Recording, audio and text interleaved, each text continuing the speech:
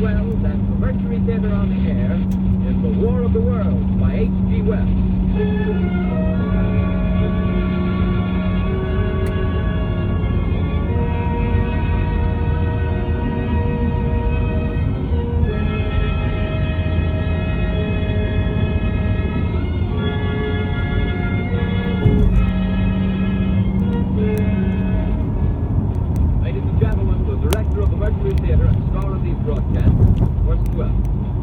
We know now that in the early years of the 20th century, this world was being watched closely by intelligences greater than man's, yet as mortal as his own. We know now that as human beings busied themselves about their various concerns, they were scrutinized and studied, perhaps almost as narrowly as a man with a microscope might scrutinize the transient creatures swarm and multiply in a drop of water. With infinite complacence, people went to and fro over the earth about their little affairs, serene in the assurance of their dominion over this small, spinning fragment of solar driftwood, which by chance or design, man has inherited out of the dark mystery of time and space.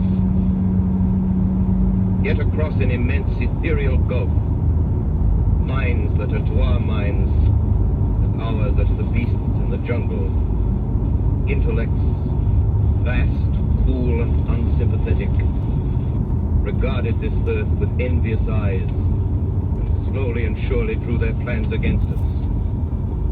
In the 39th year of the 20th century came the Great Disillusionment. Near the end of October, business was better. The war scare was over. More men were back at work. Sales were picking up. On this particular evening.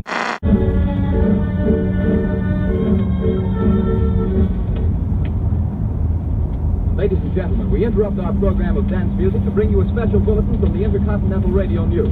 At 20 minutes before 8 Central Time, Professor Farrell of the Mount Jennings Observatory, Chicago, Illinois, reports observing several explosions of incandescent gas occurring at regular intervals on the planet Mars. The spectroscope indicates the gas to be hydrogen and moving toward the Earth with enormous velocity. Professor Pearson of the observatory at Princeton confirms Farrell's observation and describes the phenomenon as, quote, like a jet of blue flame shot from a gun, unquote. We now return you to the music of Ramon Raquello, playing for you in the Meridian Room of the Park Plaza Hotel, situated in downtown New York.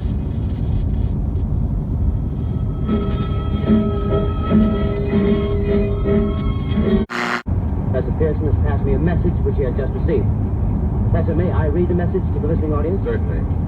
Ladies and gentlemen, I shall read you a wire addressed to Professor Pearson from Dr. Gray of the Natural History Museum, New York. Quote, 9:15 p.m. Eastern Standard Time. Seismograph registered shock of almost earthquake intensity occurring within a radius of 20 miles of Princeton. Please investigate. Signed, Lloyd Gray, Chief of Astronomical Division. Unquote. Professor Pearson, could this occurrence possibly have something to do with the disturbances observed on the planet Mars? Hardly, Mr. Phillips. This is probably a meteorite of unusual size, and its arrival at this particular time is merely a coincidence. However, we shall conduct a search as soon as daylight permits. Thank you, Professor. Ladies and gentlemen, for the past 10 minutes, we've been speaking to you from the observatory at Princeton, bringing you a special interview with Professor Pearson, noted astronomer. This is Carl Phillips speaking. We are returning you now to our New York studio.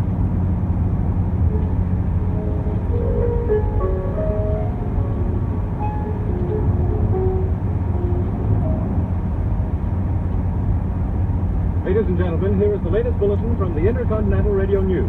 Toronto, Canada. Professor Morse of Macmillan University reports observing a total of 3 explosions on the planet Mars between the hours of 7:45 p.m. and 9:20 p.m. Eastern Standard Time. This confirms earlier reports received from American observatories. Now, nearer home, comes a special bulletin from Trenton, New Jersey. It is reported that at 8:50 p.m. a huge flaming object, believed to be a meteorite, fell on a farm in the neighborhood of Grover's Mill, New Jersey, 22 miles from Trenton. The flash in the sky was visible within a radius of several hundred miles, and the noise of the impact was heard as far north as Elizabeth. We have dispatched a special mobile unit to the scene, and we'll have our commentator, Carl Phillips, give you a word picture of the scene as soon as he can reach there from Princeton. In the meantime, we take you to the Hotel Martinet in Brooklyn, where Bobby Millett and his orchestra are offering a program of dance. Keep those men back! Keep back there! Keep those idiots back! Take off! The top's loose! Look out there! Ladies and gentlemen, this is the most terrifying thing I've ever witnessed. Wait a minute. Someone's calling someone or something. I can see staring out of that black hole through luminous discs. The eyes, it might be a face, might be all the heavens. Something wriggling out of the shadow like a gray snake. Now it's another one, and another one, and another one. They look like tentacles to me. Oh yeah, I can see the thing's body now. It's large as a bear. It glistens like wet leather, but that face, ladies and gentlemen, it's indescribable. I can hardly force myself to keep looking at it. It's so awful. The eyes are black and they gleam like a serpent. The mouth is a kind of V-shape with saliva dripping from its rimless lips that seem to quiver and pulsate. And the monster, or whatever it is, can hardly move. It seems weighed down by possibly gravity or something. The thing's rising up now, and the crowd falls back. There's plenty. The most extraordinary experience, ladies and gentlemen. I can't find words. Well, I'll pull this microphone with me as I talk. I'll have to stop the description so I can take a new position. Hold on, will you please? I'll be right back in a minute.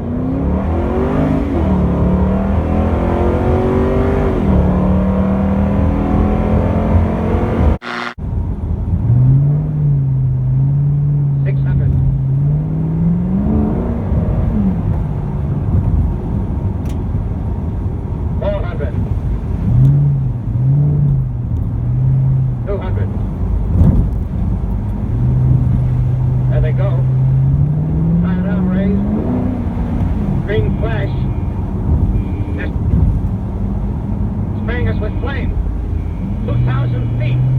Engines are giving out. No chance to release bombs. Only one thing left up on them, plane and all. We're diving on the first one. Now the engine's gone. Hey!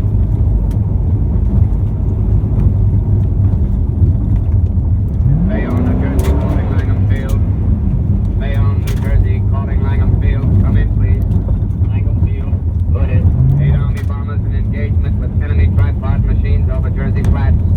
Engines incapacitated by heat ray. All crashed. One enemy machine destroyed. Enemy now discharging heavy black smoke in direction of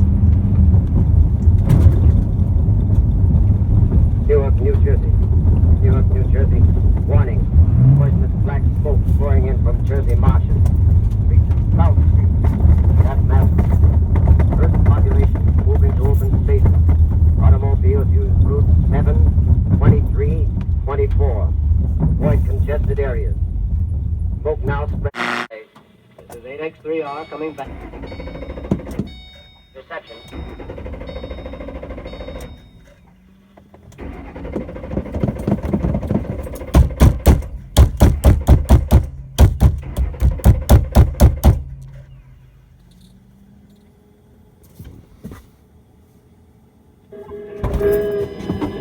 I'm speaking from the group of broadcasting buildings, New York City. The bells you hear are ringing to warn the people to evacuate the city as Martians approach. Estimated in the last 2 hours, 3 million people have moved out along the roads to the north. Hutchison River Parkway is still kept open for motor traffic. Avoid bridges to Long Island, hopelessly jammed. All communication with Jersey Shore closed 10 minutes ago. No more defenses. Our army is wiped out. Artillery, Air Force, everything wiped out. This may be the last broadcast. We'll stay here to the end. People are holding service here below us. One outside of Buffalo, one in Chicago, St. Louis. Seem to be timed in space. Now the first machine reaches the shore. He stands watching, looking over the city. Steel cowlish head is even with the skyscrapers. He waits for the others. They rise like a line of new towers on the city.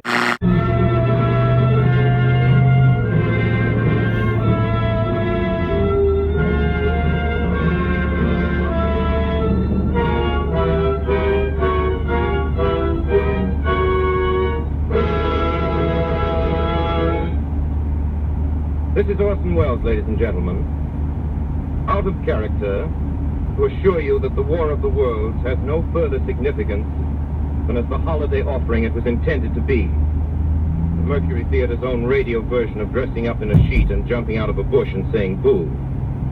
Starting now, we couldn't soap all your windows and steal all your garden gates by tomorrow night, so we did the best next thing. We annihilated the world before your very ears and utterly destroyed the CBS.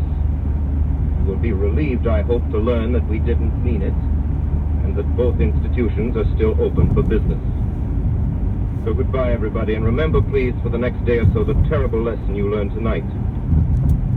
That grinning, glowing, globular invader of your living room is an inhabitant of the pumpkin patch, and if your doorbell rings and nobody's there, that was no Martian, it's Halloween.